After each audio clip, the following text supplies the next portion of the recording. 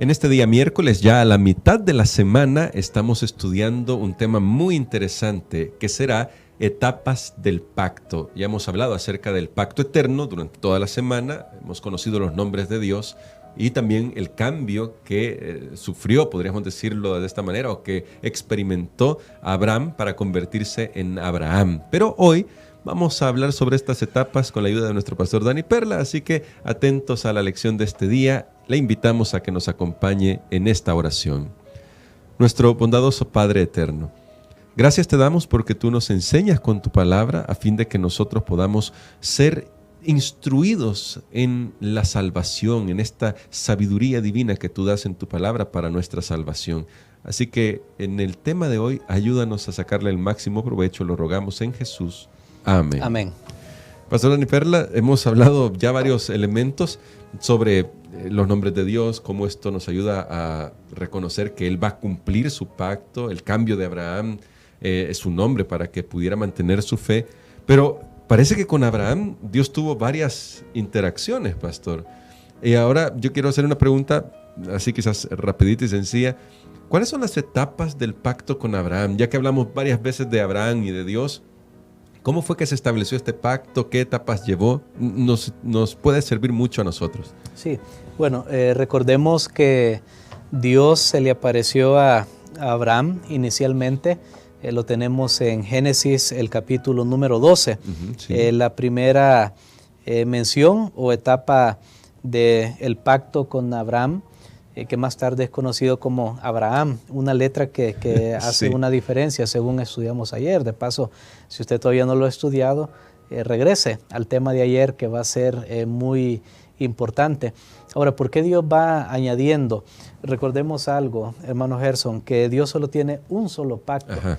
Sin embargo, ese pacto que se dio a conocer a nuestros primeros padres, Adán y Eva, luego a Noé, luego a Abraham y posteriormente al pueblo de Israel, Dios le va añadiendo cláusulas porque según las circunstancias que las personas están viviendo, así Dios les añade o les dice algunas cosas específicas de ese pacto que tal vez no eran tan importantes para los que anteriormente habían escuchado acerca del pacto.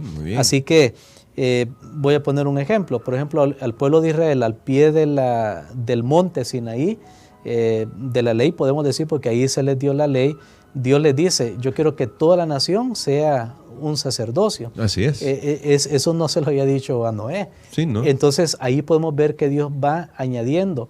Y porque este pacto, y solo es un tema que dejo que lo podemos desarrollar más adelante, porque este pacto todavía no había sido ratificado. Porque una vez ratificado ya no se le añade. Muy bien. Es como un contrato, ya cuando ponemos firmas, sellos, y ya no se le puede añadir ni quitar. Qué interesante. Y ya vamos a ver cómo se ratificó. Y en eso tiene que ver el nuevo pacto. Al final se le llama nuevo pacto también porque toma todos los pactos y se ratifica, por eso es nuevo. No porque no se había dado antes. Ahí hay una gran vislumbre, pastor, para varias cosas. Sí, para seguir analizando este tema. Pero veamos con Abraham. Yo creo que marqué, por ejemplo, en mi lección, tenemos Génesis capítulo 12, tenemos Génesis capítulo 15 y tenemos Génesis el capítulo 17. Son varias etapas. Al principio Dios le habla cuando él todavía, no había salido de su casa, pero le hace la promesa. Luego le habla cuando ya está de camino, ya podemos decir en su jornada espiritual. Y luego, al final, Dios se le manifiesta para hablarle acerca de condiciones que él tenía que cumplir para el pacto, que eso era muy importante. Pero de estas tres etapas, de Génesis 12, Génesis 15, Génesis 17, tal vez la más, yo diría que fue como la más visual de todas, es la de Génesis capítulo 15. Sí, es cierto, porque ahí, pastor, aparece una escena muy interesante. Me llama la atención que Dios le dice a Abraham que tiene que preparar unos sacrificios, diría yo, unos animales que iban a estar cortados por la mitad, y bien específico eso, pastor, cortados por la mitad. Y luego, según la narrativa de Génesis 15, esa llama de fuego que representa a Dios o Dios mismo, camina en medio de esos sacrificios o de esos animales cortados. ¿Por qué es esto. ¿Qué significa esto, pastor? O sea, Ahora, la pregunta directa, ¿qué significa? ¿Qué significa? Y me gustaría, usted ya lo mencionó, hermano Gerson, pero me gustaría que nuestros amigos, hermanos, puedan corroborarlo en sus Biblias, porque eso tiene un gran significado. Y si ustedes notan bien, aquí hay un detalle imperdible. Muy bien. Aquí hay un detalle que por favor no lo puede pasar por alto, porque nos ayuda para este tema del pacto. Génesis capítulo número 15. Y bueno, ya vemos que los animales estaban cortados y dice el versículo 17. Veamos qué dice el versículo 17. Dice así: cuando se puso el sol y oscureció, se vio un horno humeando y una antorcha de fuego que pasó entre los animales divididos. Ese es el 17. Muy bien, sí, y estamos bien ahí. Muy bien. Ahora, este capítulo 15 termina hasta el versículo 21. Ujú. ¿Qué significaba esto de los animales cortados y de la antorcha que pasó? En primer lugar, recordemos que en la cultura oriental se hacían pactos, no era algo que no existía, o sea, Claro. sí se hacían pactos, solo que este es un pacto entre Dios y el hombre. Ahora, en esa cultura habían símbolos de que una persona estaba haciendo pacto con otra persona. Muy bien. Y una de esas simbologías que lo llevaban a la realidad era, ok, nosotros dos vamos a hacer un pacto, entonces tenemos que cumplir. Muy bien, tenemos que cumplir. Entonces traigamos animales, partimos los animales, los ponemos a un lado del camino y dejamos ahí un paso.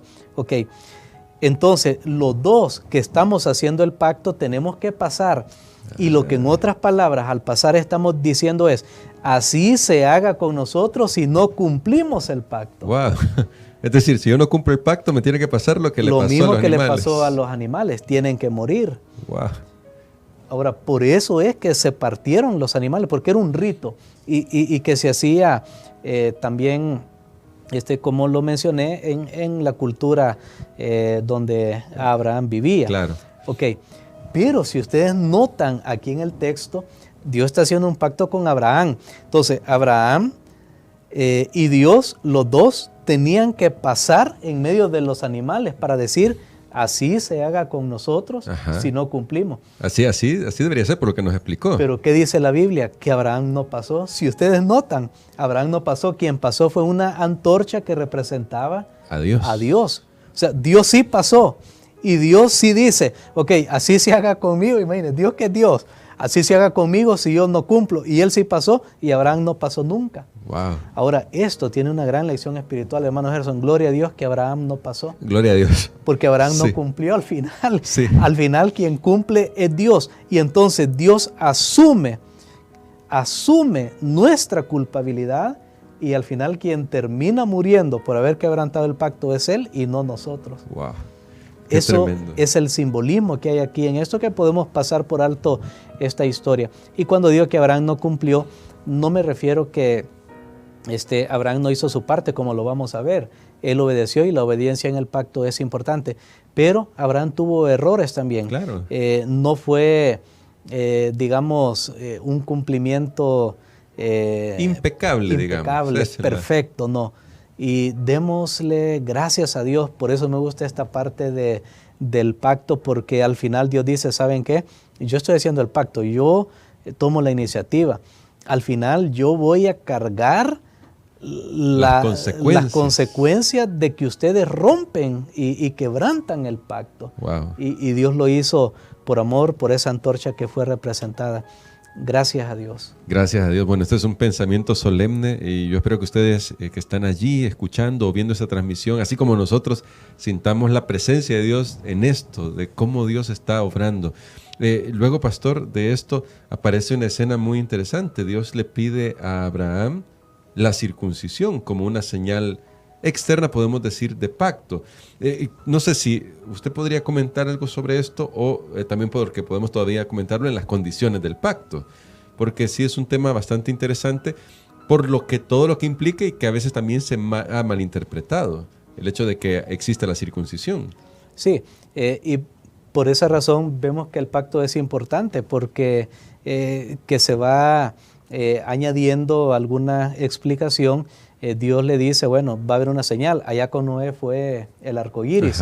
el pacto tiene una señal.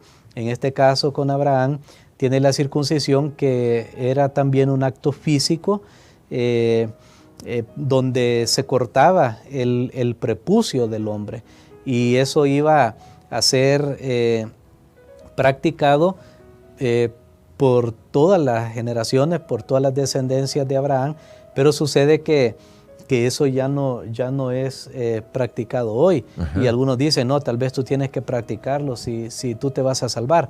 Pero cuando vamos al Nuevo Testamento, para resumir, no sé si vamos a tocar en otra lección esto, pero para resumir ahora, podemos decir que en el Nuevo Testamento el bautismo reemplazó a la circuncisión, y que además la circuncisión, que era un acto físico de quitar un pedazo, digamos, de piel, de carne del cuerpo de un niño, al final se convierte en un acto espiritual que simboliza quitar lo que la Biblia dice, el corazón de piedra, quitar los malos deseos, los malos pensamientos, y por esa razón la circuncisión llega a ser reemplazada y sustituida, porque representa la disposición de una persona a despejar el camino para servir a Dios. Para que Dios pueda obrar y transformar ese corazón. Bueno, sí, seguramente vamos a tocar esto a medida que avancemos en el estudio, pero queremos que usted ya tenga algunas nociones, y bueno, algunas nociones que son tremendas, como la que el pastor nos explicaba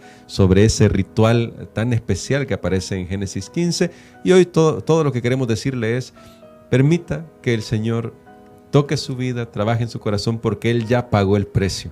Y ahora todo lo que está esperando es que nosotros le entreguemos nuestro corazón. Amén. Vamos a orar. Padre, te damos gracias, Señor, porque tú eres un Dios tan fiel al pacto, que estuviste dispuesto a pagar la consecuencia de la violación del pacto que nosotros habíamos hecho, con tal de que no se perdiera la alianza entre tú y nosotros. Gracias, Señor. Gracias. No podemos pagarte, no lo merecemos tampoco, pero lo aceptamos en el nombre de Jesús. Amén.